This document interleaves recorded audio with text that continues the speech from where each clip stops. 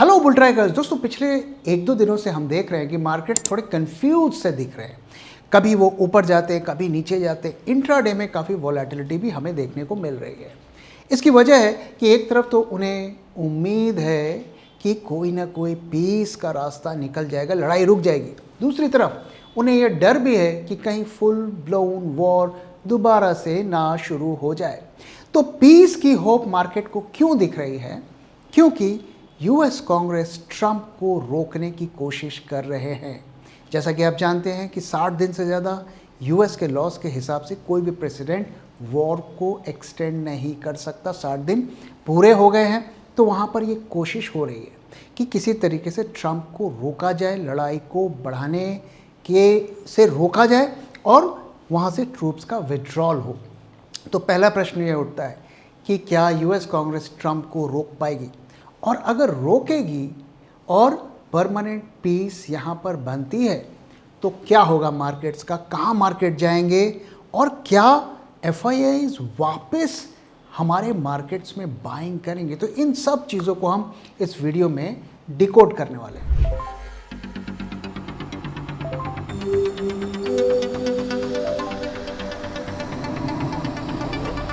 जब मार्केट की हो बात, बेटर आस्क बुल ट्रैक। तो आइए सबसे पहले बात करते हैं कि यूएसए में क्या हुआ। तो यूएसए में अभी वो प्रोसेस चल रहा है कि ट्रंप को रोका जाए, लड़ाई को आगे ना बढ़ाने लिए। और इसके जो कई राउंड्स होते हैं, कई इनके इस प्रोसेस के लेयर्स होते हैं। तो उसमें से एक ये है जिसमें ट्रंप जो है इस वोटिंग में वो हारते हुए दिखे। 3 वोट से वो हार गए, जैसा कि आप देख सकते हैं। और ये 3 जो उनके रिपब्लिकन एमपीज थे, वो एब्सेंट रहे, उन्होंने वोट नहीं दिया, इस वजह से वो हार गए। अगर वो आते तो ये टाई होता।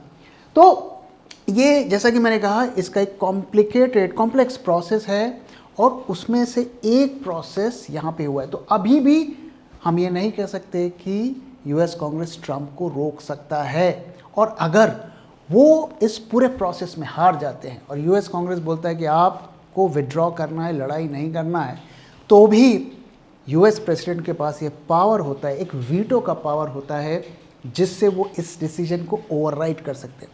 तो हमें इस पर बहुत ज़्यादा बेट नहीं करना चाहिए। एक ही तरीका है ट्रंप को रोकने का, अगर 2/3 मेजॉरिटी से वहाँ का कांग्रेस डिसाइड करता है कि ट्रंप ये लड़ाई नहीं लड़ सकते, तभी उन्हें रोका जा सकता है।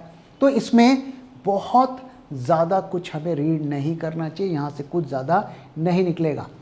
और साथ में अगर आप देखिए, ट्रंप ने क्या कहा, we cannot let Iran have a nuclear weapon, you want to see the world exploded, this is peanuts. जब उनसे कहा गया कि इतना वॉर में खर्चा हो रहा है तो क्यों आप लड़ाई ये रोक नहीं देते, तो उन्होंने ये कहा। यानी कि वो अभी भी अपने स्टैंड पर फर्म है और अभी भी कोई पीस की कॉन्क्रीट इंफॉर्मेशन नहीं है। लेकिन जैसा कि हम जानते हैं, मार्केट्स थोड़े ऑप्टिमिस्टिक होते हैं। साथ में ईरान क्या कह रहा है, आइए देखते हैं। With lessons learn, a return to war will feature many more surprises. तो ये एक थ्रेट है यूएसए को कि दोबारा लड़ाई करने का सोचोगे तो आपको सरप्राइजेस मिलेंगे। साथ ही जो उनकी आईआरजीसी है, आर्मी, उन्होंने कहा है कि Iran army want it would open a new fronts against the US if they launch any new attacks। और IRGC ने कहा है regional war will this time extend beyond the region, we have not deployed all the capacities against them। और May 19 को कहा कि US threat of massive assault at any moment will be repelled resolutely, Iran ready to confront aggression। तो बातचीत जो है हो रही है, अच्छी बातें हो रही है, लेकिन दोनों तरफ से झुकने की कोई साइंस नहीं है। पब्लिक पोस्चरिंग ऐसी दिखाई जा रही है कि हम आपको बर्बाद कर देंगे, हम आपको बर्बाद कर देंगे। लेकिन इसी बीच डिप्लोमेसी भी चल रही है।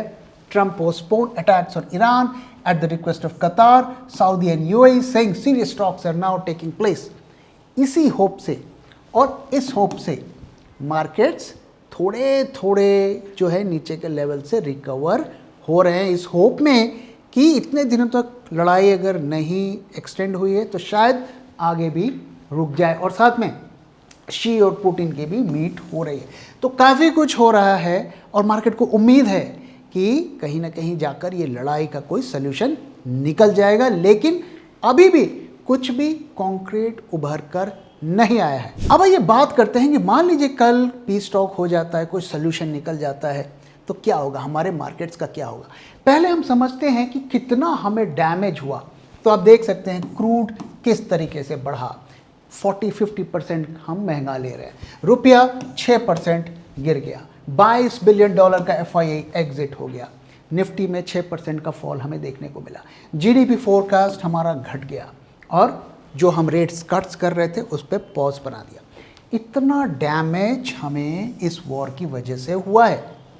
तो अगर ये लड़ाई रुकती है तो पहले तो हमें ये जो लॉसेज हैं इसे रिकवर करने पड़ेंगे, जिसके लिए ऑब्वियसली टाइम लगेगा।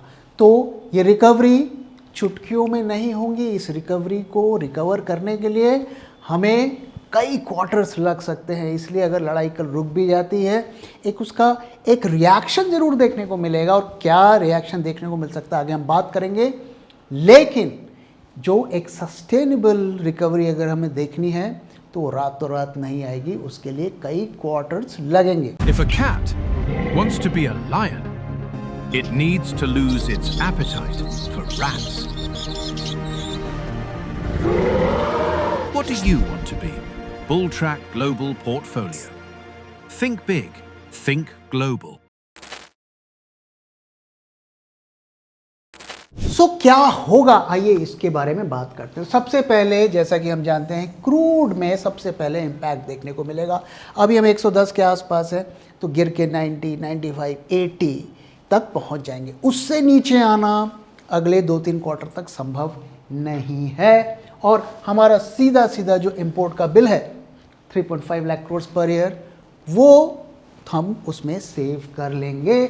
9.9% ऑफ जीडीपी का CAD करंट अकाउंट डेफिसिट हमारा इंप्रूव हो जाएगा, और ये जो 1000 करोड़ का लॉस हमें हर दिन हो रहा है उसकी भी कुछ हद तक भरपाई हो जाएगी।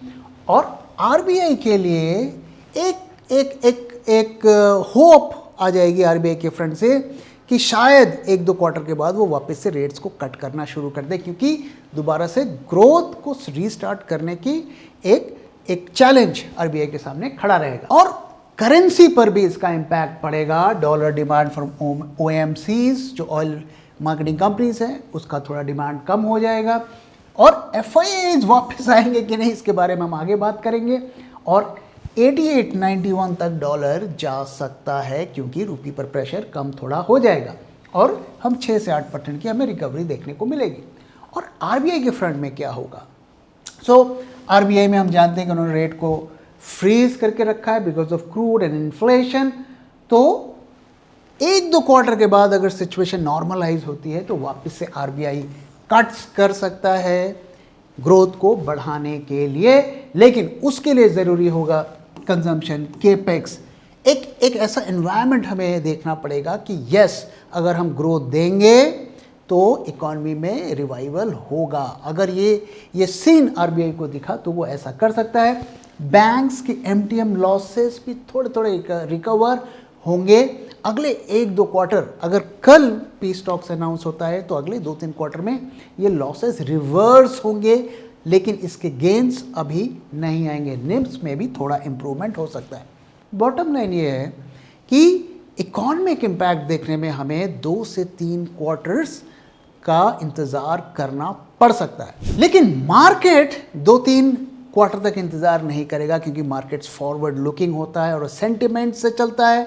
तो मार्केट में क्या होगा, अगर कल ये लड़ाई रुक जाती है, पीस का एक सोल्यूशन निकल आता है और उसका अनाउंसमेंट हो जाता है ऑफिशियली, तो मार्केट्स कैसे रिएक्ट करेंगे। तो सबसे पहला अगर आप देखेंगे इमीडिएट मार्केट में इम्पैक्ट मिलेगा, क्योंकि हर खबर पर मार्केट रिएक्ट करता है। और सबसे पहले जो एल्गो एंड हेज फंड्स हैं वो अपने शॉर्ट्स को कवर करेंगे, क्योंकि ये सारा लॉजिक एक मशीन लॉजिक होता है। तो जैसे ही वो इवेंट आएगा तो वो तुरंत रिएक्ट करना शुरू करेंगे, और 3 से 5% तक का गैप अप हो सकता है। हमने पास में भी ऐसा देखा, टैरिफ से रिलेटेड जब भी कोई नेगेटिव न्यूज़ का रिवर्सल होता है, इवन वॉर्स के फ्रंट पे हमने देखा तो हमें गैप अप्स देखने को मिलते हैं।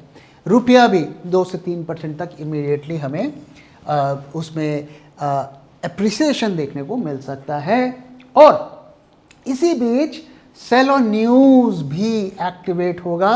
अगर ये जो डील है ये थोड़ी लुंज पुंज टाइप होती है, उसमें कोई लूप होल्स रह जाते हैं, तो फिर उसमें सेल ऑन राइज भी देखने को मिल सकता है। लेकिन ओवरऑल हमें इमीडिएट रिएक्शन देखने को मिल सकता है। तो ये रैली 1-1.5 हफ्ते तक चलेगी, लेकिन इसके बाद अगर ये रैली सस्टेन होती है और कुछ भी नेगेटिव नहीं होता, सब कुछ एज पर द प्लान चलता है, तो 1-1.5 महीने के बाद 3 महीने तक आप टाइम ले लीजिए, फिर जो है institutional FIIs, pension and sovereign wealth funds, ये हमारे मार्केट्स की तरफ आ सकते हैं। थोड़ा थोड़ा खरीदारी कर सकते हैं।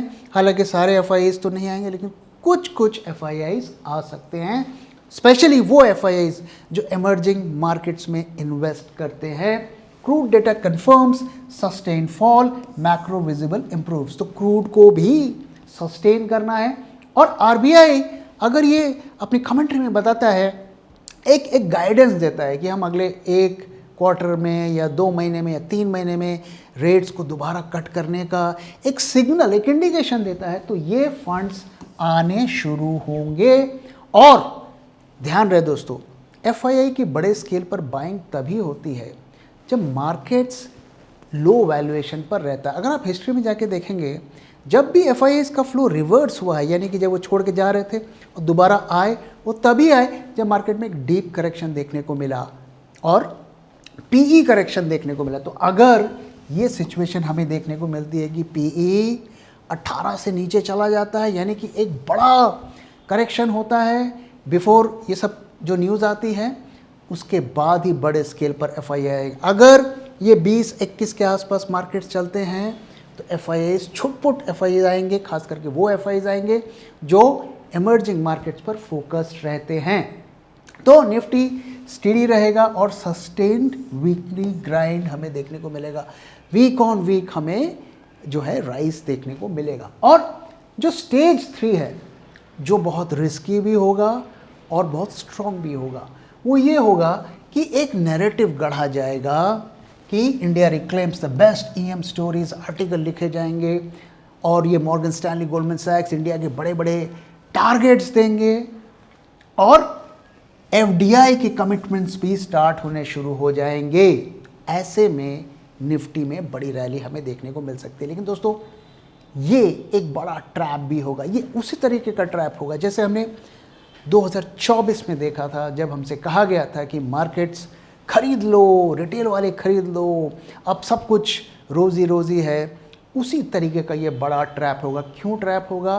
क्योंकि दोस्तों FIIs की अभी भी 14% जो होल्डिंग इंडियन मार्केट्स में है, और हम जानते हैं, इसके बारे में मैंने बार बार बात किया है कि वो इंडियन मार्केट्स को डंप कर रहे हैं, और इससे अच्छा मौका उनके लिए नहीं होगा स्टॉक्स को बड़े नंबर्स पे डंप करने का। तो पहले वो खरीदेंगे, मार्केट्स को चढ़ाएंगे, हमें कन्विंस करेंगे कि अब तो सब कुछ ठीक हो गया, और उसके बाद वो बड़े स्केल पर डंपिंग करेंगे, जैसा उन्होंने जून से लेकर 24 सितंबर तक किया था। उसी तरीके के पैटर्न पर वो काम करेंगे, क्योंकि अंत में वो ये पूछेंगे कि हम आपके मार्केट्स में क्यों इन्वेस्ट करें जब हमारे पास दुनिया भर के मार्केट्स का ऑप्शन है, और आपके मार्केट्स के जो बॉन्ड यील्ड हैं और US के बॉन्ड यील्ड्स हैं वो सेम लेवल पर ऑलमोस्ट आ गए। तो उनके पास रीज़न होना चाहिए, और रीज़न 2 ही हो सकते हैं। पहला कि स्टॉक सस्ते मिलें, और दूसरा कि बड़ी ग्रोथ स्टोरीज हो जो AI लेवल की ग्रोथ स्टोरीज को कम से कम मैच कर सके।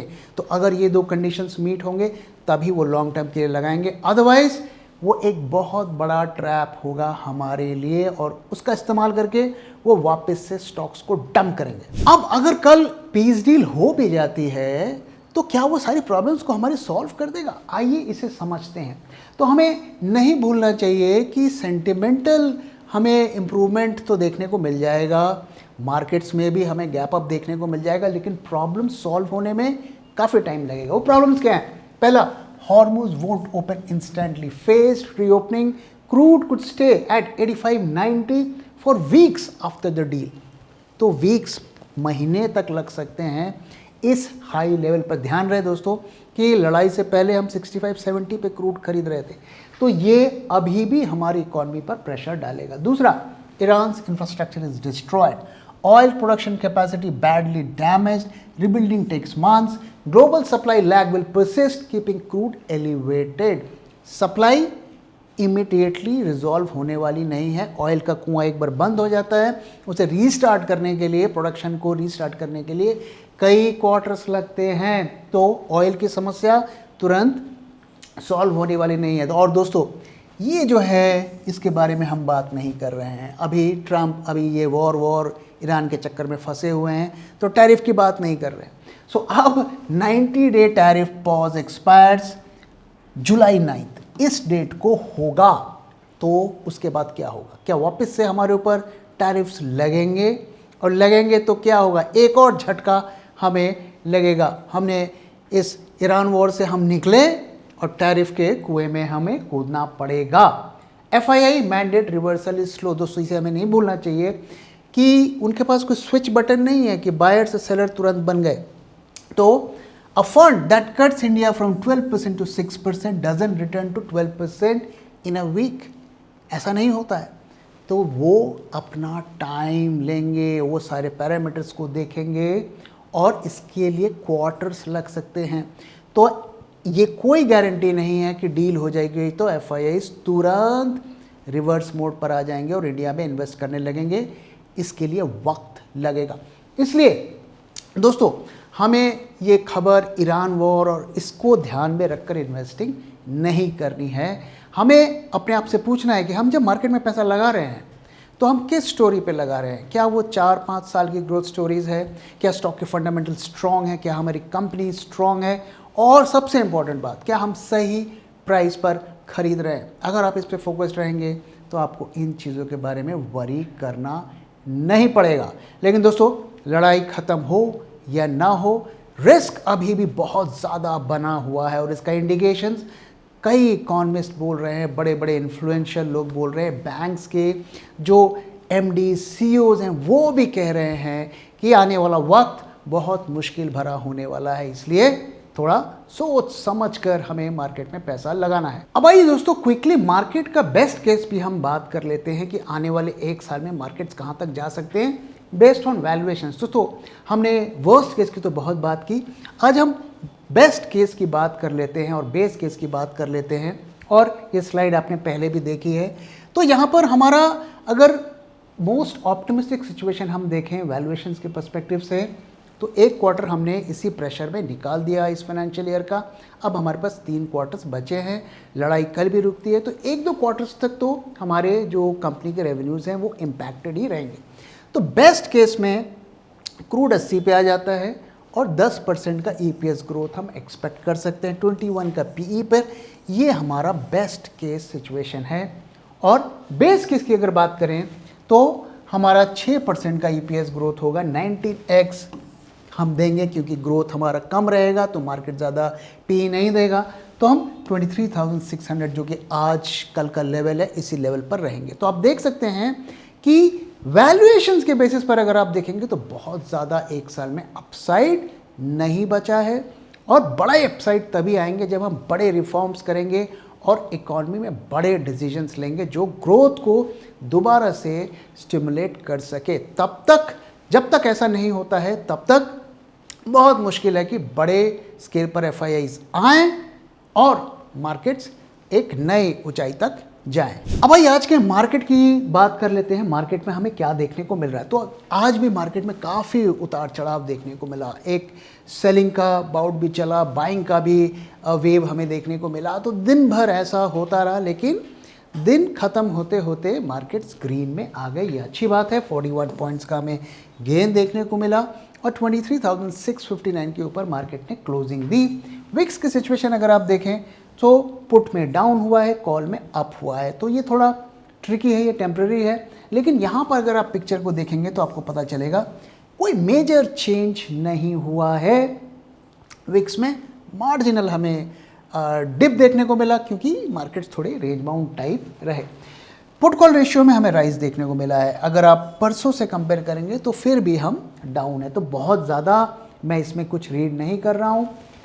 ओआई की पिक्चर हमें बता रहा है कि मार्केट कंफ्यूज स्टेट में है, बड़ी पोजीशंस नहीं बन रहे हैं क्योंकि अभी आगे क्या होगा वो मार्केट को नहीं पता है। तो मार्केट थोड़ा वेट एंड वॉच मोड पे हमें दिख रहा है और पोजीशंस नेक्स्ट मंथ में शिफ्ट होती हुई दिख रही है। जैसा कि आप देख सकते हैं कि लगातार अच्छे कॉन्ट्रैक्ट्स नेक्स्ट मंथ में जा रहे हैं। तो मार्केट ये मान रहा है कि अगले कुछ दिन तक कुछ खास नहीं होने वाला है क्योंकि डिस्कशन, डिप्लोमेसी ये सब चल रहा है। तो थोड़ा वेट एंड वॉच मोड पर मार्केट है कि यूएस कांग्रेस में क्या होता है, डिप्लोमेसी में क्या होता है, उस मोड पर हमें देखने को मिल रहा है। अगर प्रीमियम के पिक्चर में देखें तो प्रीमियम भी लगभग फेयरली वैल्यूड मैं कहूँगा। बहुत ज़्यादा यहाँ पर कुछ बुलिश सेंटिमेंट भी नहीं देख रहा है, बहुत ज़्यादा बेरिश भी हमें नहीं देखने को मिला। तो कल के दिन ये नेगेटिव पे आ गया था, थोड़ा प्रेशर था, आज इसमें रिकवरी देखने को मिली है। आज वॉल्यूम भी आप देखिए काफ़ी कम है। तो वंस अगेन ये वेट एंड वॉच इंडिकेट कर रहा है कि कोई ज़्यादा पैसे ना तो बेच रहा है ना खरीद रहा है क्योंकि वो वेट एंड वॉच मोड में है। एडवांस डिक्लाइन रेशियो भी मोटा मोटा ठीक ठाक है, मैं बुरा नहीं कहूँगा, लेकिन चूंकि मार्केट ग्रीन में था तो ये थोड़ा बेटर होना चाहिए था। और कल एक बार फिर एफआईआईज ने अपने शॉर्ट्स की पोजीशन को बढ़ाया है। तो डेटा क्या है? डेटा इंडिकेट कर रहा है बेयरिश बायस और वेट एंड वॉच मोड। अब आइए दोस्तों चार्ट्स की तरफ चलते हैं और देखते हैं यहाँ से हमें क्या क्लूज मिल रहे हैं। तो कल के दिन से आज के दिन में कोई मेजर बदलाव नहीं हुआ है। हमने आपके साथ शेयर किया था कि मार्केट ये टॉर्च लाइट टाइप पैटर्न्स बना रहा है और अभी यहाँ पर हम कंसोलिडेट कर रहे हैं, एक वेट एंड वॉच मोड पर है। और जब तक 23,450 के नीचे हम नहीं जाते हैं तब तक शॉर्ट साइड में हम नहीं देख सकते। और अगर इसको ऊपर जाना है तो इस टॉर्च लाइट पैटर्न से प्राइजेस को बाहर जाना है। तो अभी उसी जोन पर मार्केट फंसा हुआ है, थोड़ा ऊपर थोड़ा नीचे। तो अभी हम बहुत ज़्यादा कुछ इसमें से रीड नहीं कर रहे हैं। Market wait and watch mode में है, हमें भी वेट एंड वॉच मोड में रहना चाहिए जब तक कि लेवल्स ब्रीच नहीं हो। तो दोस्तों इसी के साथ इस वीडियो को मैं यहाँ पे खत्म कर रहा हूँ। वीडियो कैसा लगा जरूर बताइएगा और अपना फीडबैक भी शेयर करना मत भूलिएगा। Thank you very much for watching and thank you for your time.